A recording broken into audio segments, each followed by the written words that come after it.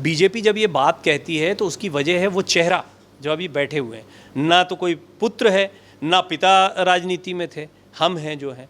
लेकिन सरदार पटेल और पंडित जवाहरलाल नेहरू में कभी नहीं बैठी, ये लिखित सत्य है।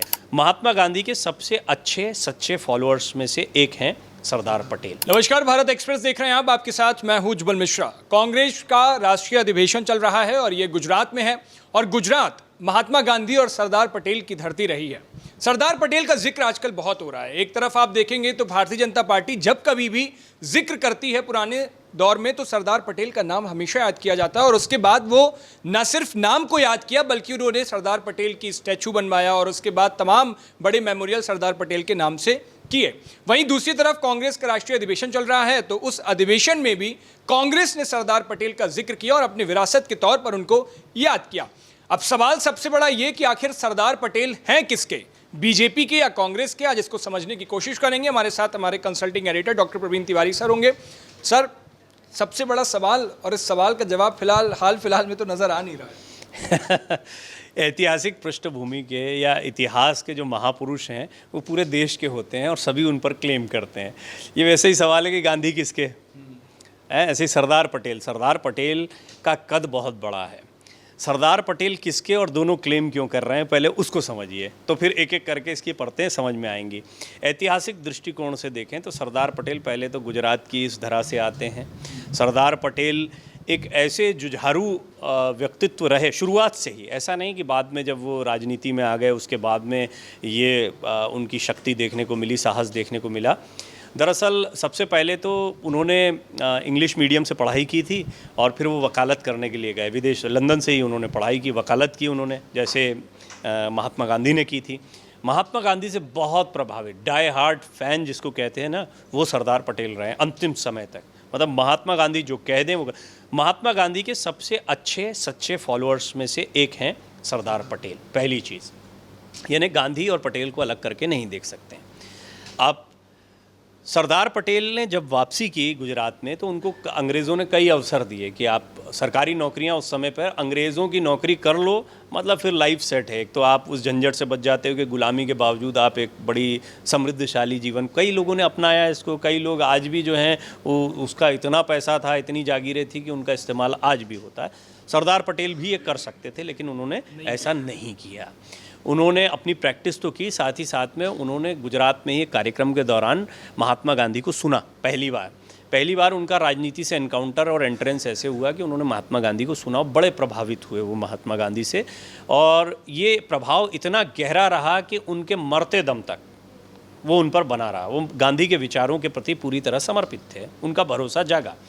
और दूसरा भरोसा ये था कि देश में हमारी सत्ता हो सकती है और अंग्रेज़ों को पूरी तरह हटाया जा सकता है। ये वो दौर आ चुका था जिस समय तक भारत में आपको वो सिर्फ बंधुआ किसान और दमित लाचार लोग नहीं मिलते थे, पढ़े लिखे बैरिस्टर, राजनीतिज्ञ, पूरा जो जिसको भारत सरकार उस समय भी कहा जाता था, इंडियन गवर्नमेंट कहा जाता था। इंडियन गवर्नमेंट चलाते अंग्रेज़ थे और वो रानी के अंडर आती थी इंडियन गवर्नमेंट, लेकिन उसमें भी भारतीय बड़े बड़े पदों पर हुआ करते थे।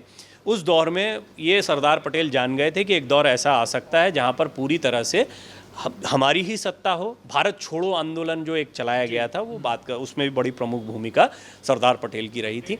ये जो आंदोलन रहे ये बहुत महत्व के रहे। इसमें नमक सत्याग्रह है, असहयोग आंदोलन है, अवज्ञा आंदोलन है, जैसे बहुत सारे आंदोलन। महात्मा गांधी की सबसे बड़ी देन ये आंदोलन थे। महात्मा गांधी विचारक बहुत अच्छे थे, उनके फॉलोअर्स बहुत सारे थे, वो एक तरह से दार्शनिक भी थे, राजनीतिज्ञ भी थे, और राजनीति और दर्शन को उन्होंने ऐसे मिलाया कि जिसने बहुत लोगों को प्रभावित किया, विश्वास बढ़ जाता है उससे। सरदार पटेल महात्मा गांधी के पीछे पीछे जब चले तो महात्मा गांधी ने भी आइडेंटिफाई किया कि सरदार पटेल जो हैं वो कितने काम के हैं, उनमें कितना साहस है और कितना पोटेंशियल है, और भारत की राजनीति में आने वाले समय में ये कैसे महत्वपूर्ण स्तंभ साबित हो सकते हैं। उन्हीं की अनुशंसा पर यह भी दौर आया कि सरदार वल्लभ भाई पटेल कांग्रेस के अध्यक्ष बने। कांग्रेस का अध्यक्ष जब सरदार पटेल को बनाया जाता है तो अब बोलिए कि विरासत में सरदार पटेल कांग्रेस के कि बीजेपी के, जो आपका पहला प्रश्न है, तो इस लिहाज से कांग्रेस के हो गए, ठीक है। अब क्यों बीजेपी जो है क्लेम करती है वो भी समझिए। ये तो हो गया एक पूरा दौर कि वो कैसे आए। सरदार पटेल और पंडित जवाहरलाल नेहरू की पटरी कभी नहीं बैठी। वो गांधी जी के फॉलोअर थे, पटेल साहब तो थे ही die hard fan. Pandit Jawaharlal Nehru भी गांधी जी के फॉलोअर थे, गांधी जी उनको भी बड़ा पसंद करते थे।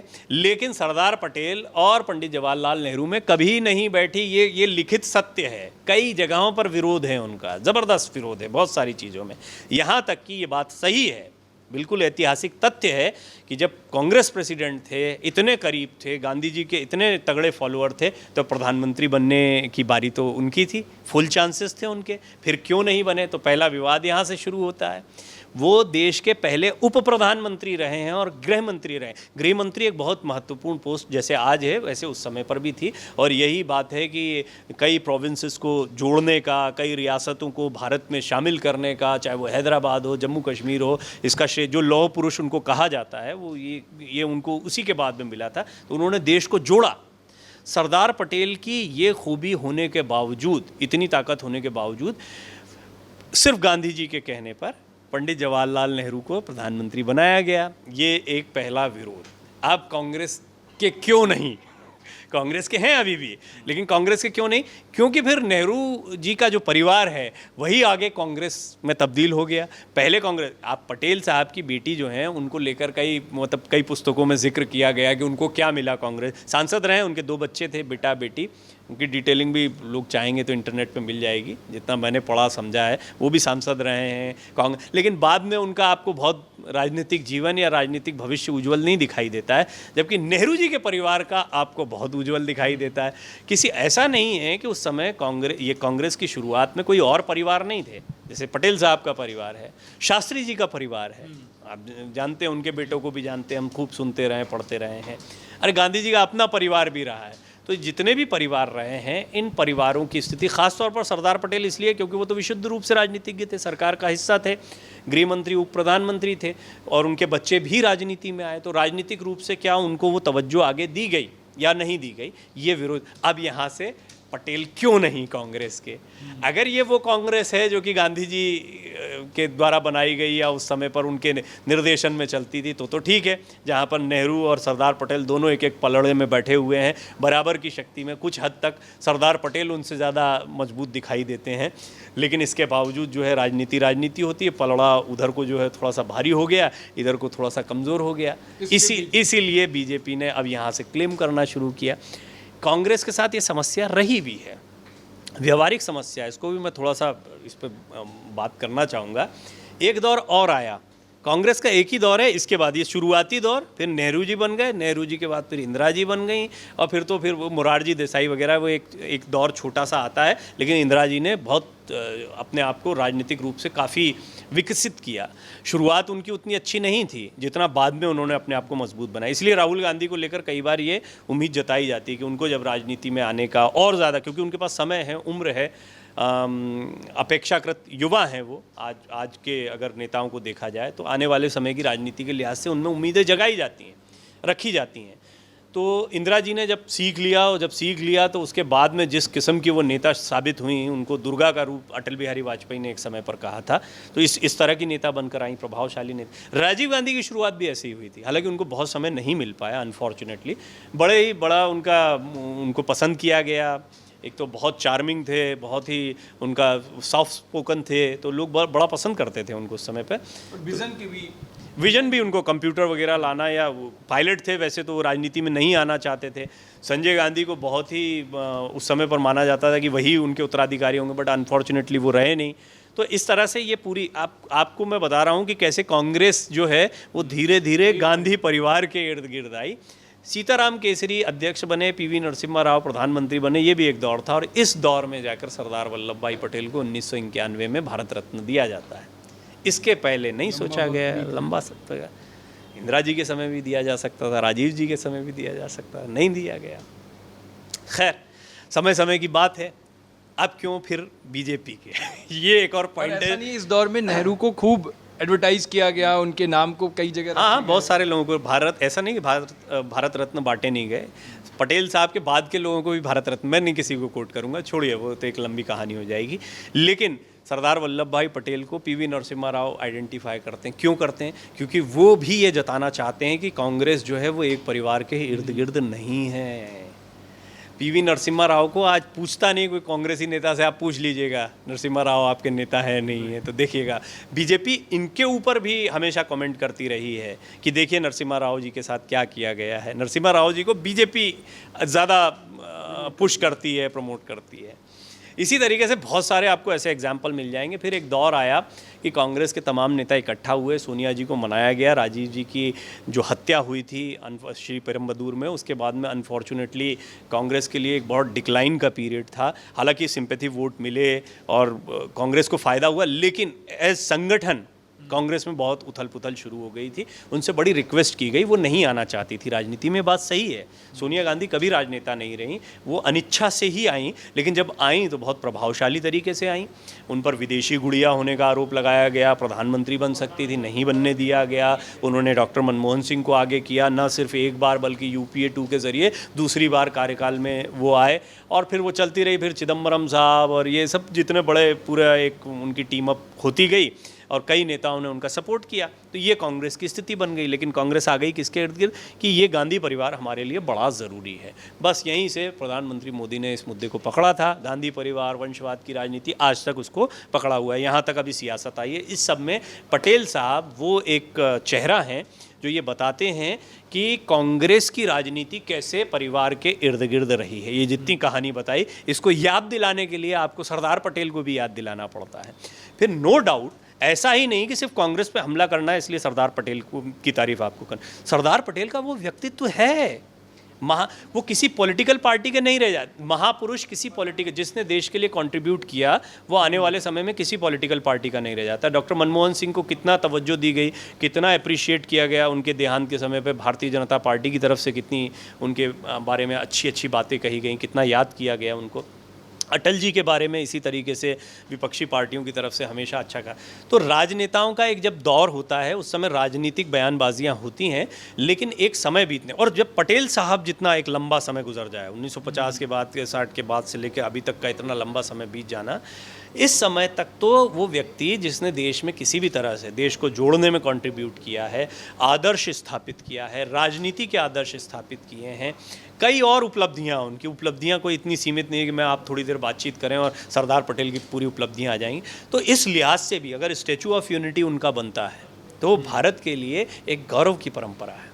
आपको क्या लगता है कि आज आप जिन भी नेताओं की, जिन भी बड़े बड़े सम्राटों की बात करते हैं, जैसे मान लीजिए सम्राट अशोक की बात करते हैं आप, अशोक की लाट जो है उसको अपने चिन्ह के तौर पर लेते हैं, आप आचार्य चाणक्य की बात करें, आपको लगता है उनके विरोधी नहीं रहे होंगे उस समय पे? क्या वो किसी एक धड़े के नहीं रहे होंगे? सबका एक धड़ा होता है, लेकिन आप समाज में कुछ कंट्रीब्यूट करते हैं तो आप अपना वो कद बना लेते हैं कि आने वाला इतिहास आपको किसी एक धड़े से न जोड़कर संपूर्ण राष्ट्र के विकास से जोड़ता है, और सरदार वल्लभ भाई पटेल ने वो अर्जित किया। इसीलिए बीजेपी ने उनको सम्मान भी दिया। राजनीतिक रूप से कैसे वो बीजेपी के लिए फ़ायदेमंद है वो मैंने आपको बताया कि वो एक परिवारवाद की राजनीति। और गुजरात है तो गुजरात में आपने एक अन्य डिस्कशन में कहा है कि गांधी और पटेल का गुजरात, लेकिन अभी तक तो मोदी और शाह का गुजरात चल रहा था। तो ये भी एक बड़ी बात है कि इसमें भी कोई दो राय नहीं कि मोदी और शाह ये भी आने वाले समय में गुजरात में जब बहुत समय बीत जाएगा तो इनको याद किया जाएगा, क्योंकि इन्होंने किया है। इससे भी इनकार नहीं कर सकते